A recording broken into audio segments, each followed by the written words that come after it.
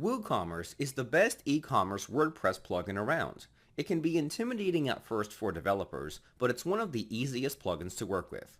Unlike other plugins, WordPress is well documented and coded. Unlike BuddyPress, we can find a lot of the answers to our questions online. If your theme supports WooCommerce, then you would be adding a whole lot of value to your theme.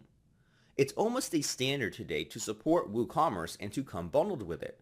If you're not familiar with WooCommerce, then let's take a quick tour. WooCommerce allows you to convert your site into a store to sell physical and/or digital products. It has over 21 million downloads and powers over 28% of all stores. You'll even find a list of partners and supporters of WooCommerce.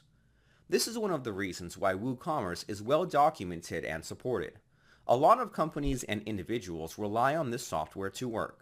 With so many people relying on such a software for generating revenue, you can imagine the amount of work needed to extend it. This course isn't about teaching you how to use WooCommerce. There are a lot of courses out there that teach you that. What you'll be learning here is how to use it in theme and plugin development. Let's get started. The very first step is to install and activate it. Go to the admin dashboard and navigate to Plugins Add New. Search for the plugin WooCommerce. Install and activate it.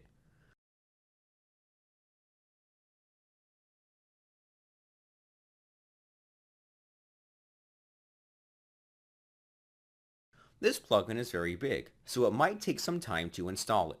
Currently, this plugin is on version 3, which is very new and has a lot of breaking changes, but all the code we write will be compatible with this version. After activation, you'll be taken to a setup wizard. I want you to go through it with all the default settings.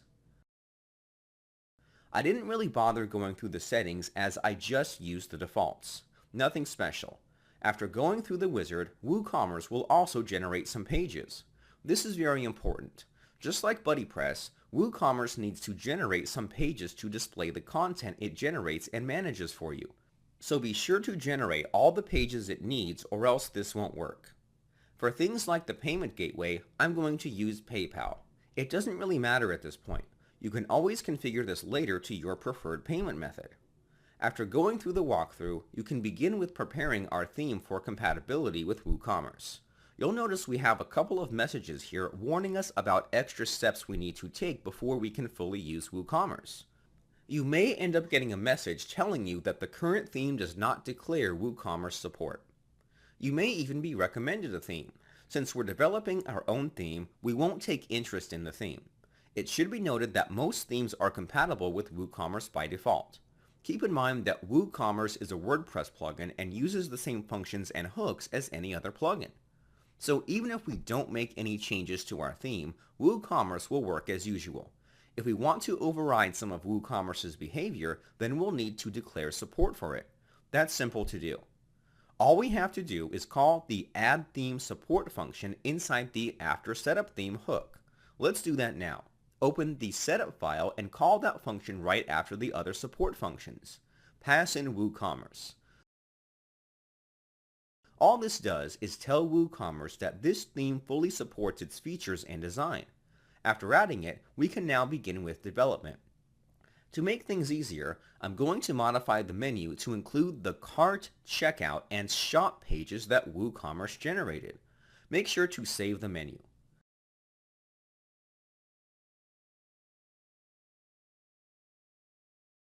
The very last thing I want to do is import some dummy data. Luckily for us, WooCommerce already provides us with some dummy data we can use to test our theme with WooCommerce. Go to Tools, Import. The WooCommerce plugin provides two importers, one for products and one for rates. We won't be dealing with taxes in this course. We only need to import some products. Run the WooCommerce product importer.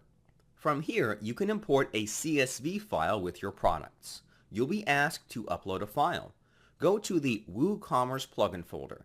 Inside, you'll find a folder called Sample Data.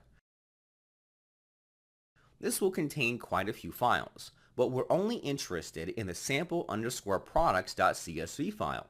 Upload this file. After uploading it, you'll be asked to map the values. Mapping is the process of making sure the values inside the file are correctly inputted into the correct database columns. If the file that's exported uses the same version as the WooCommerce version the file is being imported in, then you won't have to worry about mapping. The values should match up fine. This is usually for product files that were exported with earlier versions of WooCommerce. The mapping may not correctly match with the current database design. Since we're using a sample product file from WooCommerce, we don't have to worry about this since it's maintained by the WooCommerce team. They'll usually make sure the file matches the current WooCommerce version. We'll just leave everything as is and continue. This may take a while. Just be patient.